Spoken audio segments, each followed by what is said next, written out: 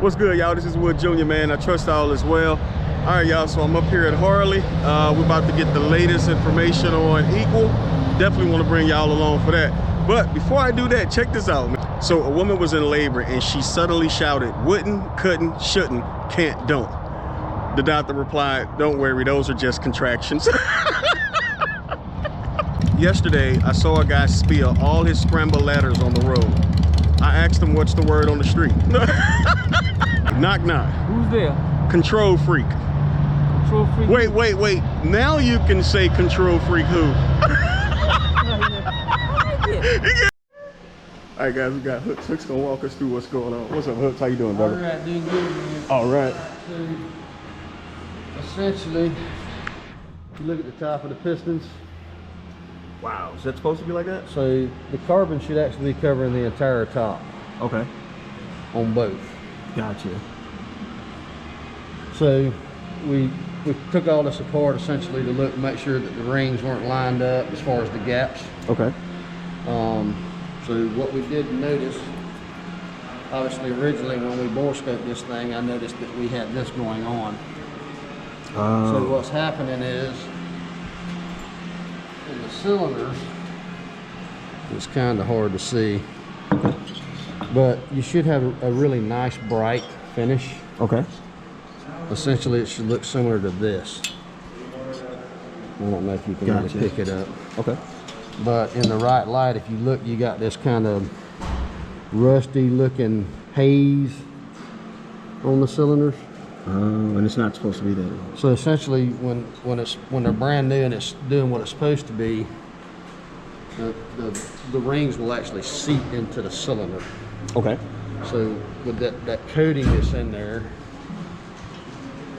let's see, this one's actually a little worse. Oh, wow. So you can see it's just like a rusty haze. Yes, sir.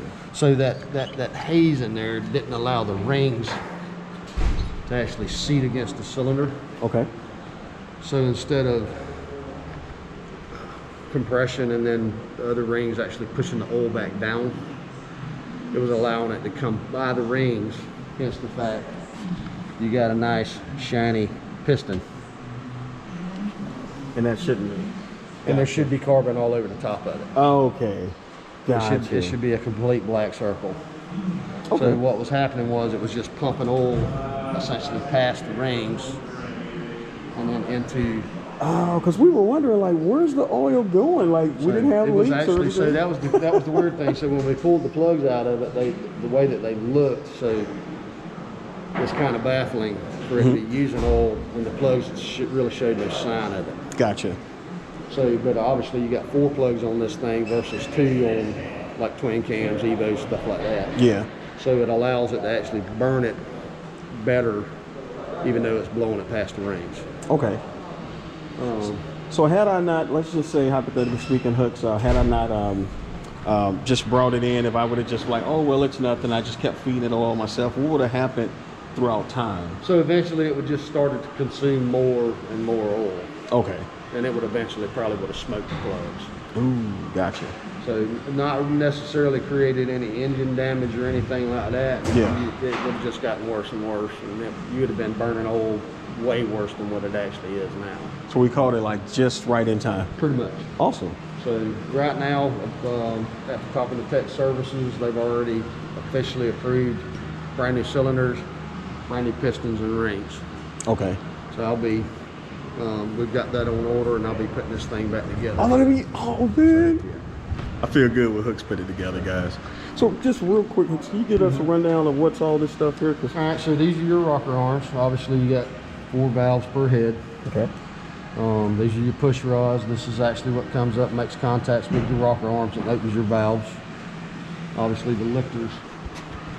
So the rocker arm or the push rods go in here, and those are your lifters that work off the cams. Okay. That causes the lift.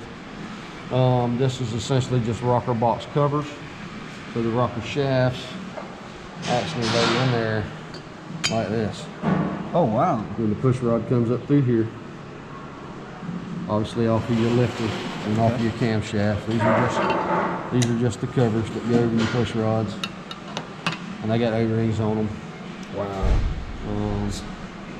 So let's just say in the future, I want to go ahead and move forward with the stage 4, the 131. Absolutely, go ahead. So it's the best time, right? Absolutely, now would be the time. Because I've seen guys like cut these, what do you call them, push rods, or cut the push rods. So is this what they're literally cutting and like maximizing? So when they cut these, usually they cut them out. Okay. To do adjustables.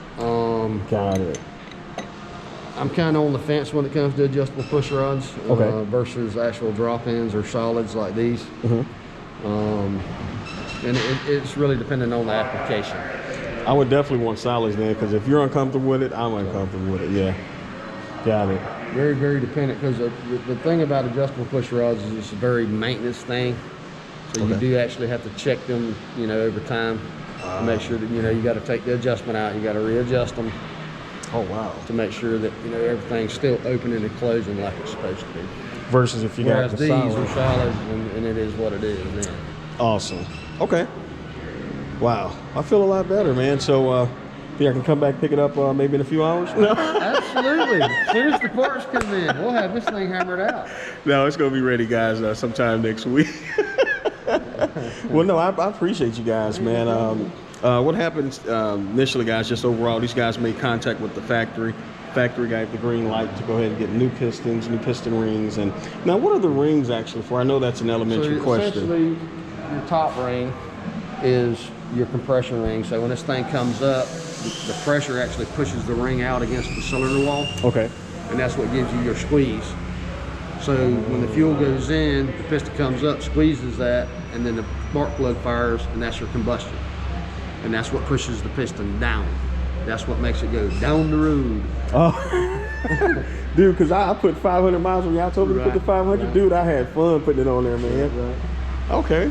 So when I get to stage 4, they're going to do the same exact setup, not as detailed. Okay. Awesome. Wow. Well, man, she's definitely in good hands, and I appreciate you, brother. No problem, sir. Woo! You want to say anything to the people, Hooks? Come see us. Every time, Hooks, come see us. All right, y'all, let's move to the next phase, man.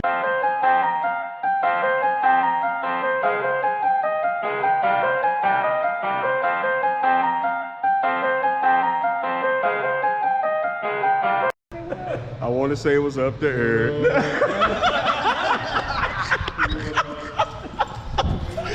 this guy's cool, man. All right, y'all, I got to get my helmet out the truck, man.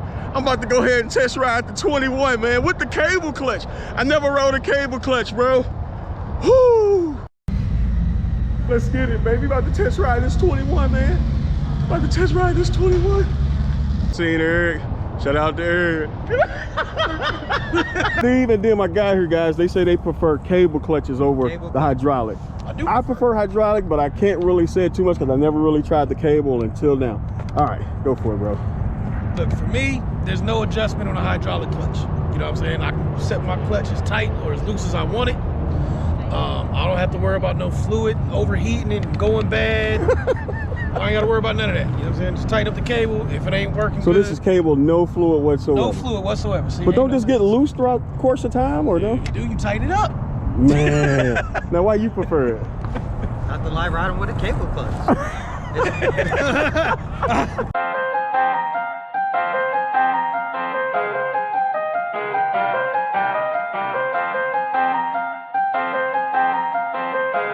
Features on this is definitely just like your street line. Okay. Same engine, same everything. The controls work the same way. Okay. The only difference between this bike and your bike, obviously, is the fixed fairing, and this here is a cable clutch. So. Oh, and this got heated grips. Oh, heated grip. No, I ain't got no heated grip. Yeah. Man, that thing looks so far. Yeah, it doesn't look like it's so far. Like people, you know. It's not in your way. Huh? Am I white? Let me see. Nope, I'm good. Yeah, probably just bring it.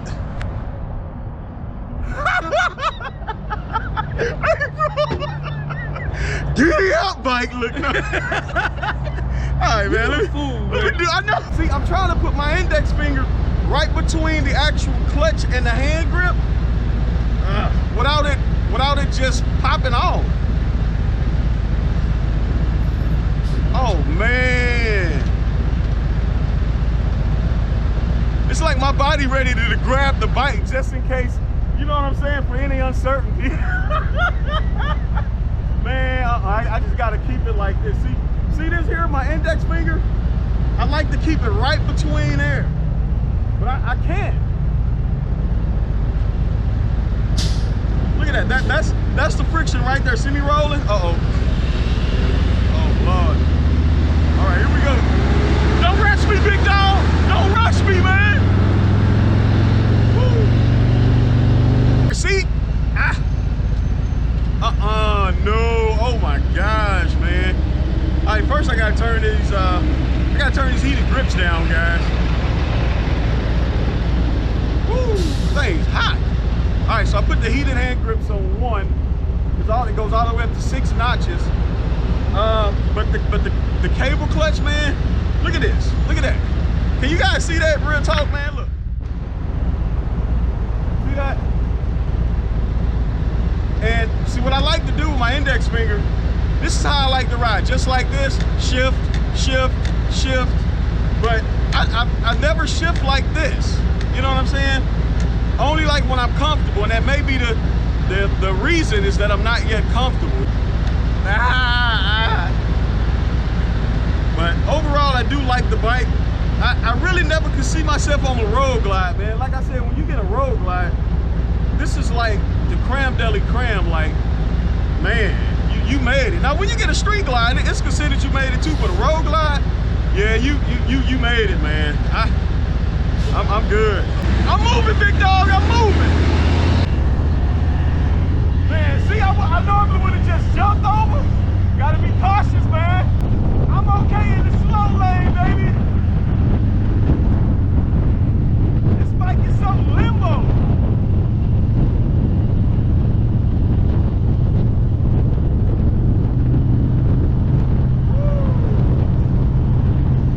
Now, what I would say I like about the road glide, this big old windshield, right? It's literally keeping all that air out because it's cold, bro. Alright, I'm in gear 4.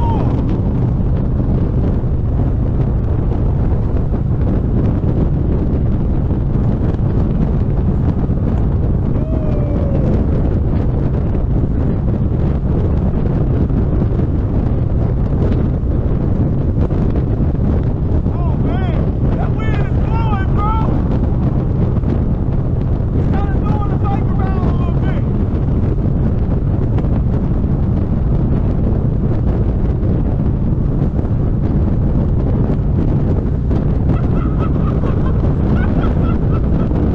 I got you on the throttle, baby. It's time for me to turn around.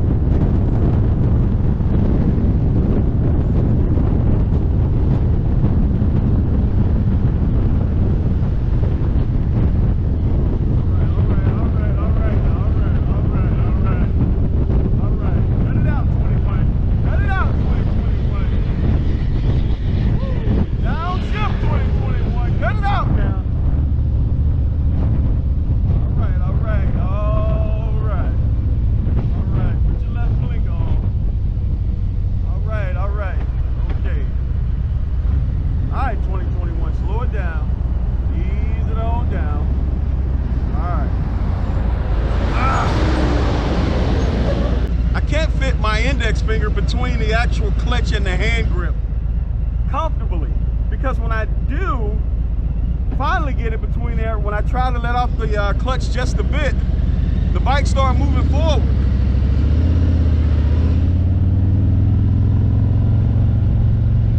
All right, here we go. All right, 2021, cut it out, girl. Cut it out now. Slow down, 2021. I'm gonna get you back home. I'm gonna get you back to the dealer.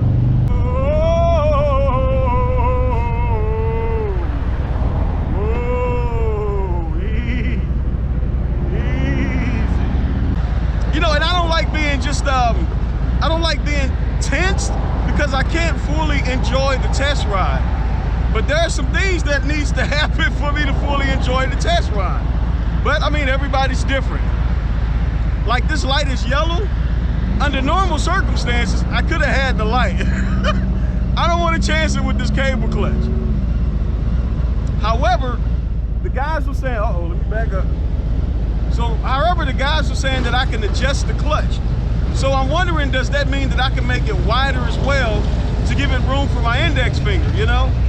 But it's just, it feels like it's too much play. I don't know. I was expecting to kind of feather it a bit, honestly. I can't even feather it, you know? Talking to the camera.